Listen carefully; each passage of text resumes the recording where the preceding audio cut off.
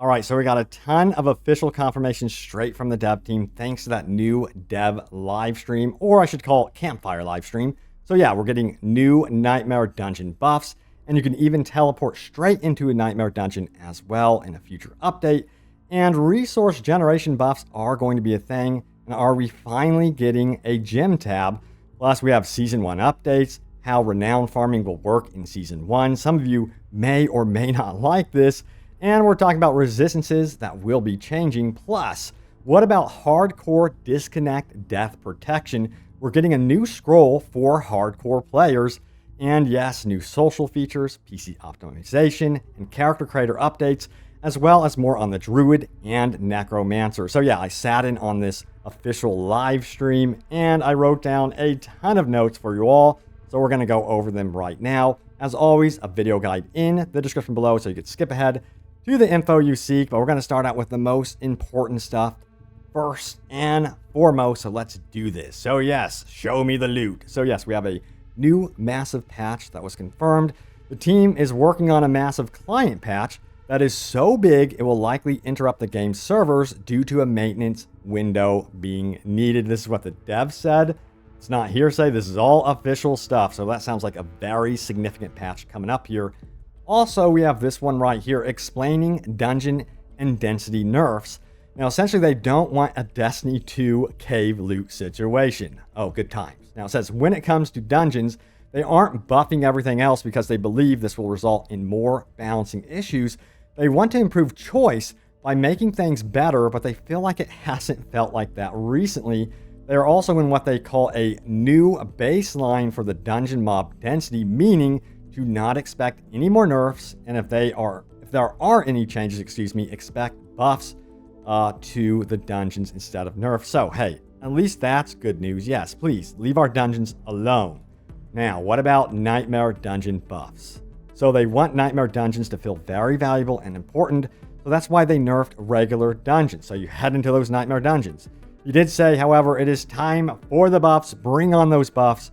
So they are going to be giving more experience for running Nightmare Dungeons. So yes, we have a Nightmare Dungeon buff. However, mob density will not be adjusted in Nightmare Dungeons at this time.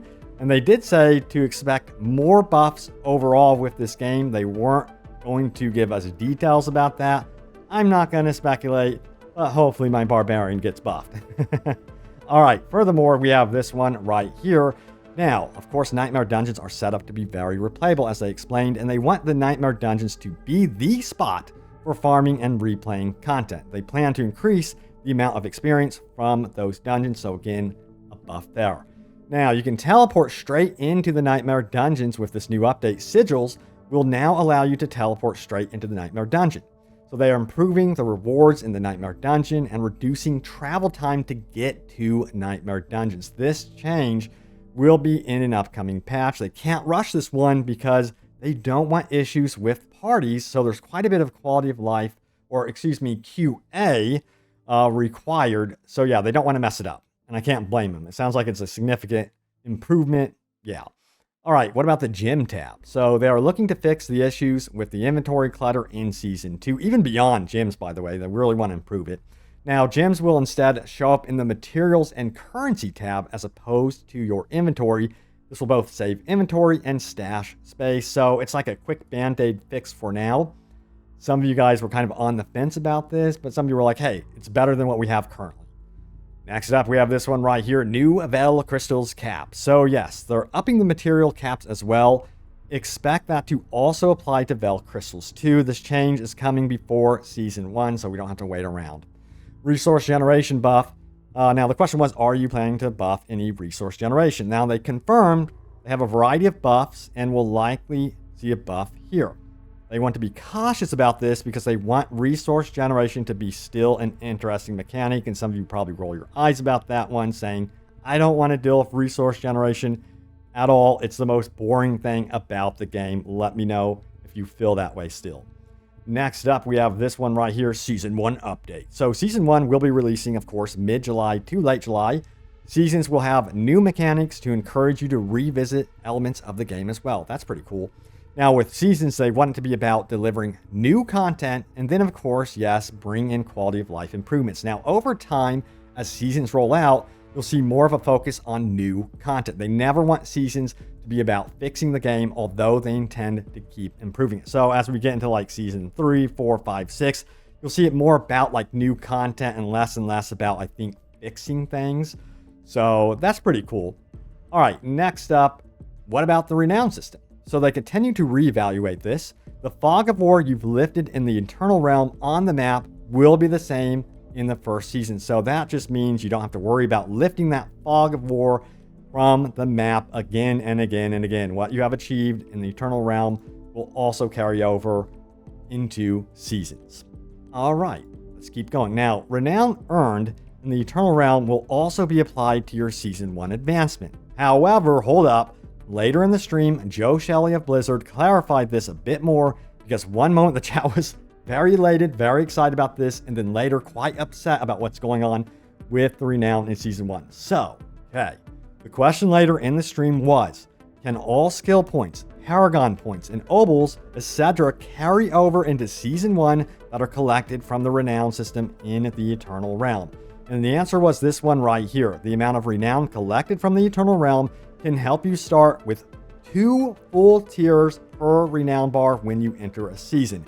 From there, you will need to refarm your Renown, which of course was met with very mixed reaction. Sound off on how you feel about that one. It could change again, but it was kind of very confusing how they said it at the beginning of the stream versus how they said it at the end. But I'm going off of what Joe Shelley said at the end of the stream. All right, furthermore, we have side quests and waypoints will be reset. However, capital waypoints will still persist from the Eternal Realm, and all waypoints can be seen on the map. You just need to activate the rest. So the more you know. Gotta talk about resistances. So there's been some confusion about this one. The community feels like resistances are not working and are essentially pointless. Now, this system has a lot of different inputs and scaling, as they confirmed. They want players to use resistances.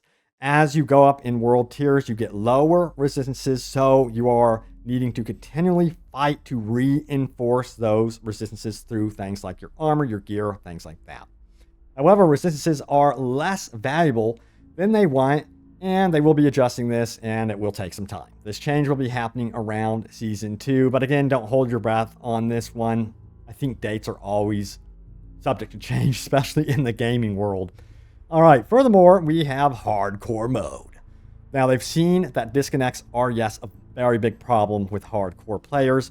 Will we see disconnect death protection? They are aware of hardcore players dying when they should be immune or when teleporting, for example. They're working on a fix, and they hope to get this out as a hot fix soon. Now, they're adding a scroll for hardcore players as well. Now, if placed in your inventory upon a disconnect, the scroll should trigger and protect you from dying. Now, you can't have unlimited scrolls, and the system isn't perfect, but they hope it helps with deaths during disconnects. This will go live with Season 2. Oh boy, I cannot wait to hear the stories of exploits with that one. Man. All right, furthermore, we have, why are my caches higher level than me? This is a confirmed bug, and you will be able to open up these caches after an upcoming patch. Now, even if the gear inside is a higher level than you currently, you'll be able to see what's inside. You just won't be able to use that gear until you reach the appropriate level. All right, new social features. The team is looking into more social features for players, but they need more time to develop such features. Social features are expected to get better and better all the time. These things include for possible looking for group type scenarios in the game. It would be so cool to be able to go up to a nightmare dungeon and find a party right then and there. That would be amazing. All right, furthermore, we have PC optimization.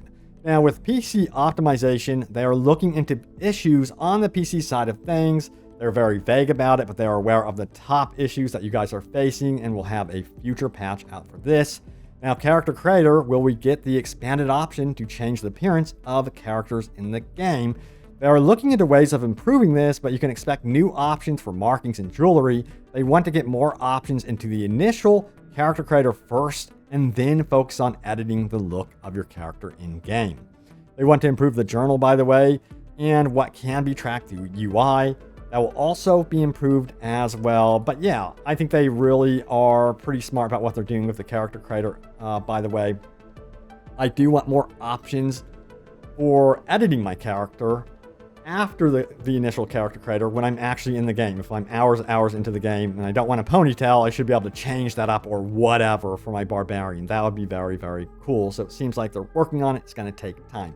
But I get where they're coming from with the character creator, expanding the initial character creator, because yeah, we're going to be creating new characters here for seasons. You're always going to be wanting to create a new character. So yeah, priorities.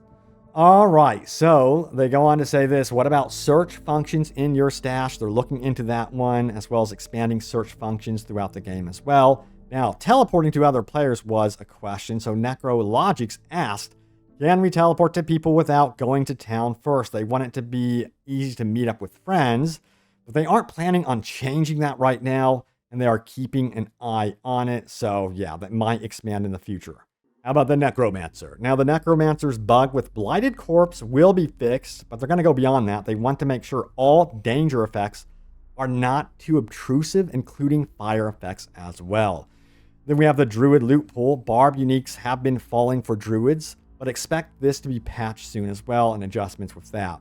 And they did mention some interesting things about scaling. They said the item power should be focused on instead of item level. And yeah, Joe Shelley did say overall, though, item level will influence item power. There will be rare circumstances where that is not the case, and item power will actually, I guess you would say, outdo the item level. So look out for those type of weapons. Now, they will also be doing more developer update streams, and guess what the next one will be about? Season 1. So that should be happening, if I could speculate here, sometime in perhaps early July. That's my speculation if Season 1 is going to be releasing mid-July. But again, they say it's either mid-July or late July when Season 1 would be coming. Now, we've got your top comments from my most recent video, which is this one right here, Diablo 4 brand new updates. And oh, those teases Nightmare Dungeons in Season 1 and the Rogue. So let's scroll down, see what you guys had to say. So we have DJ Slappin, who says Nightmare Strongholds would be amazing public events that would appear to those that have completed all strongholds. That would be absolutely amazing. I would love this. How would it work though? Because once you complete a stronghold, it becomes a town and usually a waypoint. Maybe like the town can be overrun again. That's another idea. But what about this? Helltide strongholds. When a Helltide appears, a new stronghold also appears in the Helltide. I would love to see both variations, Nightmare strongholds and Helltide strongholds. Dude, that would be amazing. All right, so we have Fungi Furious, who says this. For dungeon bosses, I absolutely believe the 2 spoiler bosses in the campaign should be bosses in Nightmare dungeons occasionally, kind of like the Butcher, just at the end. Dude, I love this idea. I hope Blizzard considers it in the future. Next up, we have the Inferior 100, who says, I think it would be cool if strongholds introduce public defense events when multiple players come together to fight an onslaught of enemies for a time period and have to move throughout the stronghold, almost like a game of CTF inside the stronghold to keep them from losing it, making you have to repeat the stronghold again. Interesting. That's definitely an interesting idea. You'd have to really work as a group with something like that. Next up, we have Todd Peck, who says, to tie into the whole thing of doing the boss fights again, I would love to see some of those amazing bosses be added akin to the Butcher. Randomly have Lilith show up in my dungeon run would be hella fun. Dude, that would be freaky. And they could even make it almost like rarer than the Butcher himself. I don't know. It'd be so cool. Like the super rare event that happens. Can you survive a random encounter with Lilith? All right. Thank you all so much for watching. Stay tuned here for more Diablo 4 news and updates. I have you guys covered, and I will see you all next time. Take care.